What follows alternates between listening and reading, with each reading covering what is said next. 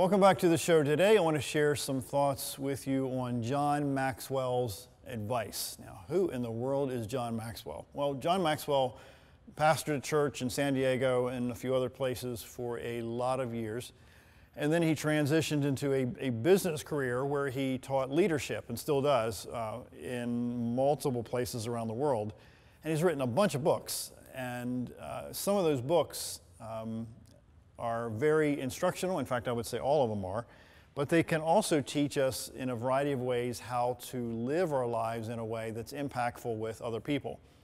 So I want to share a little bit from a book or two of his, but I want to start with one of his books called Everyone Communicates But Few Connect: What Most Effective People Do Differently. Now, if you stop and think about the people in your own life who communicate well, they have a certain path or a certain system that they do to communicate. Have you ever met some of the most effective storytellers in the world that tend to do things that are extraordinary?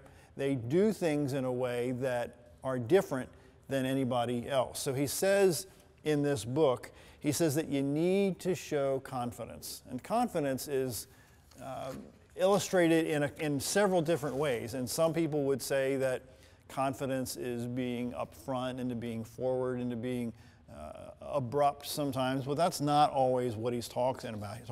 He talks about that we need to show authenticity, being the real deal. I mean, people can see a fake, at least smart people can see a fake a mile away. He says that you need to prepare thoroughly. Let me just delve into that for a minute. There are people who assume that when they see a speaker, when they see a person on TV, or when they see certain individuals doing things that look really good, that they just fell into it, that it's natural to them, when in fact it's not that way at all. They take a tremendous amount of time to prepare to do things that they haven't done before. And I think that's an example of the excellence model that so many teachers instruct from time to time. Some of the best people who connect with other folks, they use humor a lot. They tell stories, they tell jokes. I mean, some of the funniest people and the most impactful people that you've met get you to open up by using humor, by sharing stories that can open up your heart and your mind in different ways. And then one of the big ways that people connect with other people is that they focus on other people. They don't focus on themselves. So let me kind of jump into John Maxwell's book, Everyone Communicates, But Few People Connect. He says, people are people, and wherever you find them, they desire to connect with others. If you're facing connecting challenges, as I was early in my life, John Maxwell says, you can overcome them with connecting choices, he says. You can develop the communication advantage by learning to connect with every kind of person in every kind of situation. Imagine if you were able to do that. If you were able to connect with other people almost all the time. He goes on. He says, and I can help you because I've learned to connect with others, and because I have helped many others to learn how to connect, I feel certain I can help you. He says that, again, you go through focusing on others. He says that it's important to expand your connecting vocabulary beyond just words. Let me pause and insert some of an idea that I've learned over the years. Many years ago, we're talking probably 2001, 2002. I was working in this sales organization, and the instructor was teaching me something called mirroring and modeling. Now, I don't think that's in this book, but let me just insert it just for a second or two.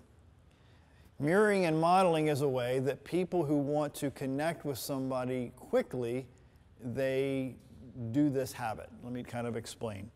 When you have somebody sitting across from you, if they lift their right arm, you lift your left arm to model what they're doing.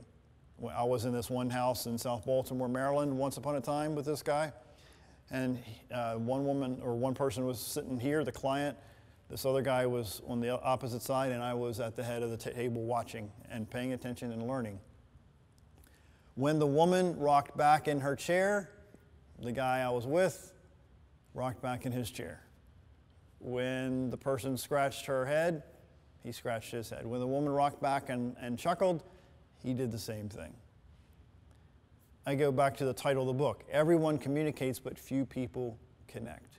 Connecting needs to be intentional. Let me get back to John Maxwell's smarts here.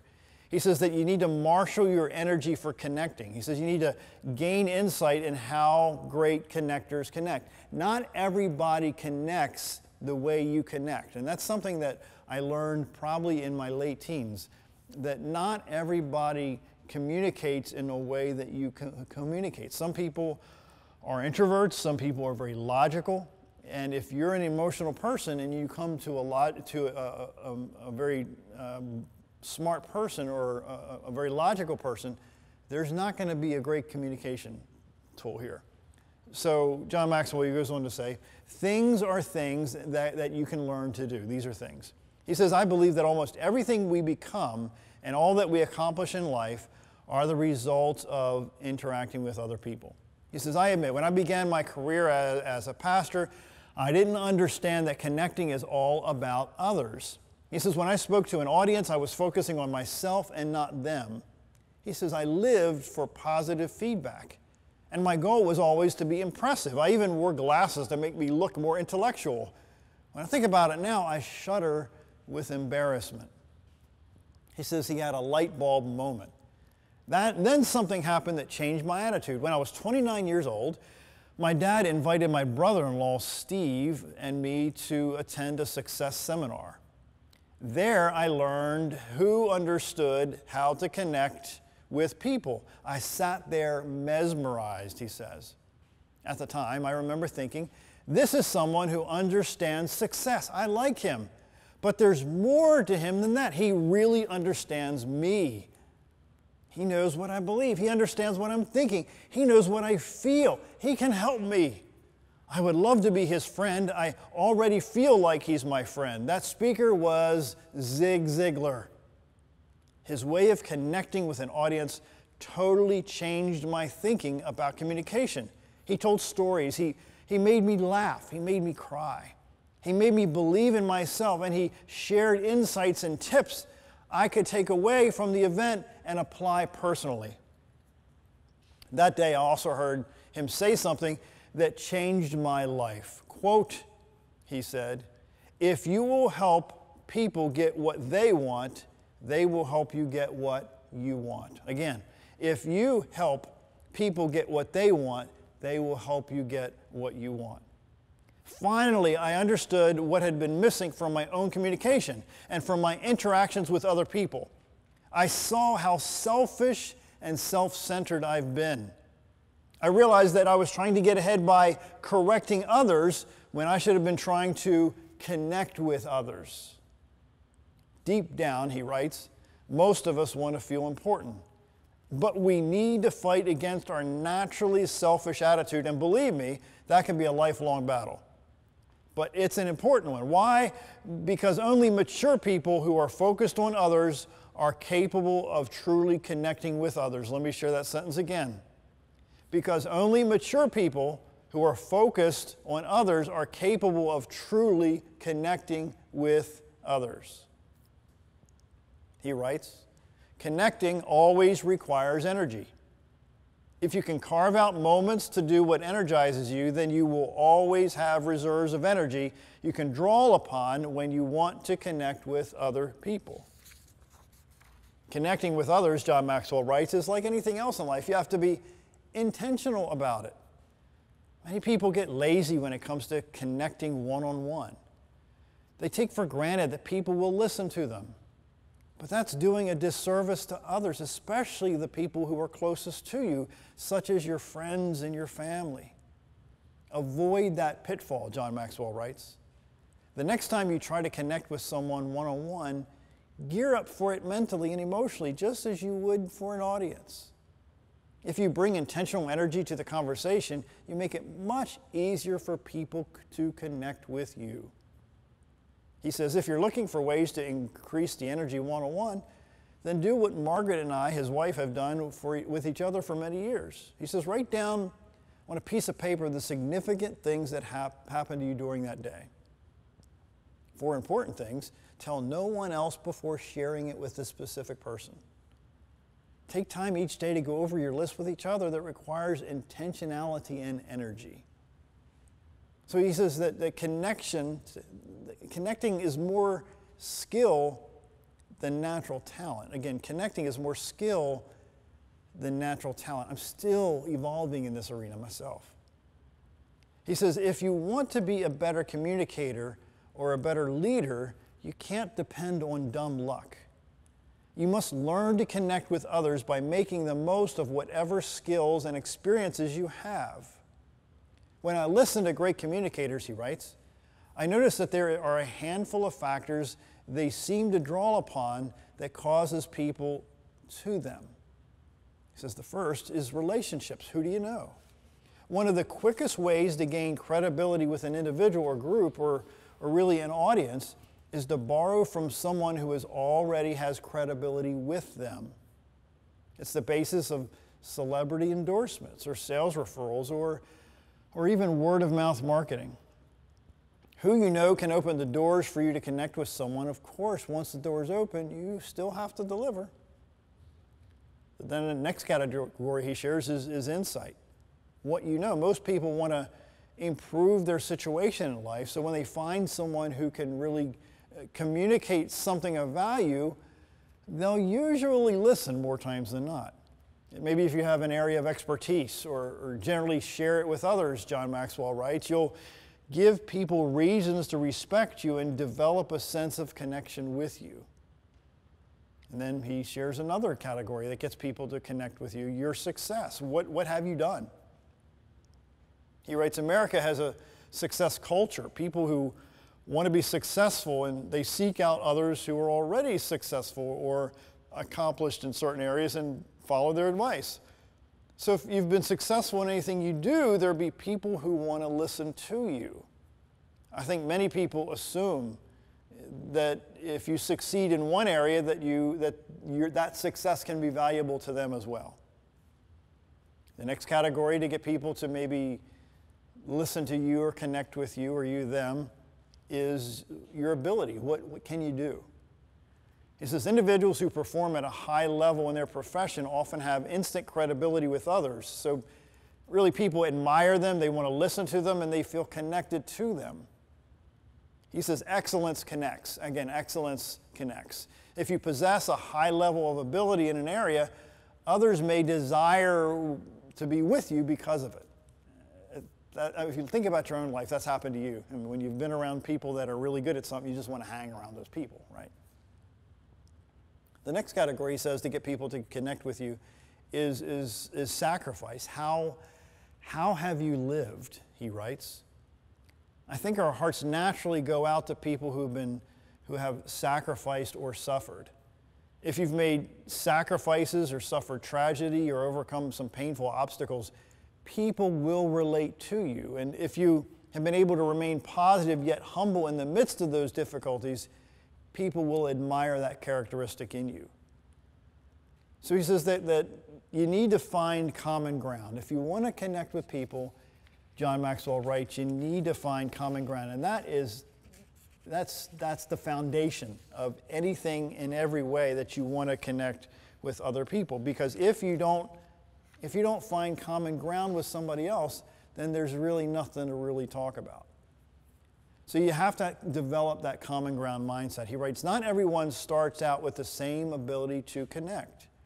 But I believe that anyone can learn to connect better because connecting is a choice. It's a mindset that can be learned. And if you want to increase your odds of connecting with others, then you have to do certain things. And he breaks it down. You have to be available. You have to be available. He says that I will choose to spend time with others. Those of us who are introverts, and I'll say this politely, but it's standard across the spectrum of introverts, but people, generally speaking, drain introverts, whereas extroverts, being around people, powers them up, gives them strength, energizes them. Being around people drains introverts. But if you want to connect with people, How are you going to connect with people unless you're around people, right? He says that you need to listen. He says, I will listen my way to common ground. I've been in appointments, one-on-appointments with sales reps before, many, many times. And the person that we're meeting with will tell them a little story. Give them bits of information that are pretty important to build common ground and to build a bridge of relationship in that appointment. 20 minutes, half hour into the appointment, the sales rep will ask a question that the client has already shared 20 minutes earlier, 30 minutes earlier. But the sales rep, the new sales rep, wasn't listening. The sales rep was hearing what was being said, but wasn't listening. If you want to connect with other people, you have to be a listener. Because people will respect people who listen to them and heal or rather hear and or feel their pain. He says that you need to ask questions. I will be interested enough in others to ask questions. He says you got to be thoughtful. He says, I will think of others and look for ways to thank them. He says you have to be open. You have to let people into your life. That's why on these shows I am semi-transparent to let you see that even though I share these concepts and ideas, that I still struggle too in more than a few ways. That just because I'm on TV or I do these talks or write these books or do the other stuff that I do, doesn't mean that I'm a pro in all this. I'm still learning it too.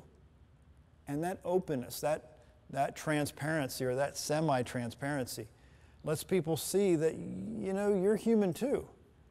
And for some of us, that is a challenge to open up too much of what's going on there in your heart, to show too much of your soul, because there are a percentage of people that will use that against you. John Maxwell says that you need to be likable. He says that I will care about people. And I'll also think of myself less, so I will think about others more. That was one of the things that I've still had to overcome. That I had to get past my own fears and my own insecurities and my own self-doubts in order to potentially help other people. I think you might be, or at least you know people that might be in a similar situation, that they're so afraid of what they believe that they can't do, that they allow that belief to keep them from doing things that they could potentially do for the benefit of other people. Think about that for just a second. In your own life, have you struggled with situations and or feelings in your life that have kept you from stretching and doing things that are way outside of your comfort zone because you kept looking in the mirror and believed that you couldn't, as I mentioned earlier, do that bench press because you thought everybody else in the world could do the bench press but you. So that kept you in this little bubble, in this little cave, in this little mindset that maybe you don't have what it takes to do the things that you see other people doing that you admire. When in reality, many times those people that you're looking at that you admire behind the scenes are shaking in their boots. They're struggling. They're pushing themselves beyond their comfort zone for the benefit of other people and for the benefit to connect with other people who might need some of the information that they're sharing. Now just pause a second and think about that. Are you allowing your own perceived inabilities, your own insecurities, your own fears, your own self-doubts to keep you from doing things that maybe there are a lot of people in the world that need what you have a passion to do, but you're afraid to do it. You're afraid to make that connection consistently for the benefit of other people. John Maxwell says you have to be adaptable. He says, I will move from my world to theirs. Some of the best teachers, some of the best authors, they place themselves into the lives of other people. If you think about the greatest teachers that you've ever had, if you've ever had any really good teachers, that they get into your world, they get into your space, You can't always expect people to really come to you. Oftentimes, more times than not, you need to go to them. And in this culture with iPhones and all these other, with Facebook and Instagram and Snapchat and Twitter and all the other forms of media online, that gap between having real communication with human beings is getting wider and wider. If you want to connect with other people, it's really important that you use the tools, that you master some of the stuff that John Maxwell and I've been teaching for a long time for you to connect with other people in your life. John Maxwell says in his book, connectors do the difficult work of keeping it simple. He writes, I think everyone can agree that many of the issues we face in life can be complex. A professor may legitimately argue that his or her area of expertise is complicated. I won't contest that. But really, he says, as a goal, that your job is to bring clarity to a subject and not complexity. It doesn't take nearly as much skill to identify a problem as it does to find a good solution. He writes, the measure of a great leader isn't what he knows, it's what his students know. Making things simple is a skill, and it's a necessary one if you want to connect with people when you communicate. There's not a lot to say about keeping things simple. It's truly a simple concept. However, it's not always easy to do. I remember there was a teacher that I used to watch from time to time on TV. He was a public speaker. And his way of teaching was so amazing, but I didn't understand half of what he was saying because he was using these words. They were 10-letter words and 12-letter words, and they were just these big, giant words that I don't use every day. And I would have assumed that many other people that were watching this teacher loved to hear him speak because he had a very, very great speaking voice, but they didn't really understand all of what he was saying because he was using these words that were way up here instead of using the words of the average person.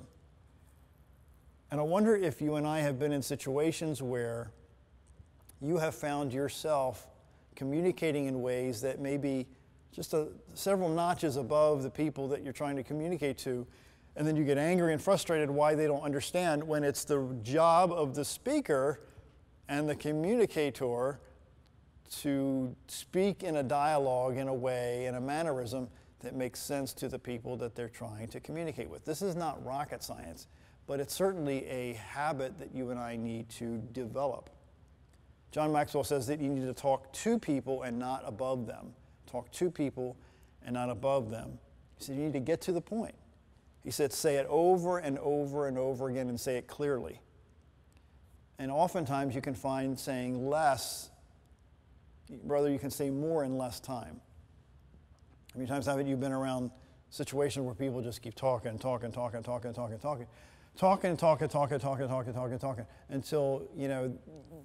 you were more than done a half an hour ago. But they keep talking because they have an agenda. They have more to say. They want to fit more into it. I'm still learning over the years that I can say a whole lot in a much less amount of time, and that much less amount of time is more impactful if I were to say a lot more in a lot more period of time. If you study how speakers do it, it's very, very, very intentional. So you need to take responsibility, John Maxwell says, for the people who listen to you. And I'm not only talking adults, but I'm also talking young people. If you're trying to communicate a message or a theme or an idea or a concept to people, you need to really imagine them in the seat and not you behind the podium or behind the stand here speaking to them. Imagine how it's going to be received or perceived when you're trying to get something across. I heard a story one time. There was a guy who was in Central America who was trying to make a point in this little talk he was doing, and he was using examples from TV back in the 70s. But he didn't realize, evidently, at the time that the people he was speaking to didn't even know what a TV was, much less what episodes and what TV shows he was talking about. So he felt good about blabbering on about his theme, but the people listening didn't have a clue what he was talking about because they didn't have the background and the information that he was referring to. It's a silly example of what you and I do every day. We assume that people understand what we're talking about when we maybe shouldn't assume that they understand what we're talking about. So again, if I were you, if you really want to master how to connect with people consistently, I suggest you go out and get a few of John Maxwell's books. John Maxwell, Maxwell. Great author. The books are not very big at all, but it's jam-packed full of practical information that can help you in your life, not only in your family, but at work or in your neighborhood or any other area that you want to develop connections with people in a variety of ways. Again, John Maxwell. My name is John Carver, and I appreciate you watching the show, and we'll be back real soon. Thanks so much.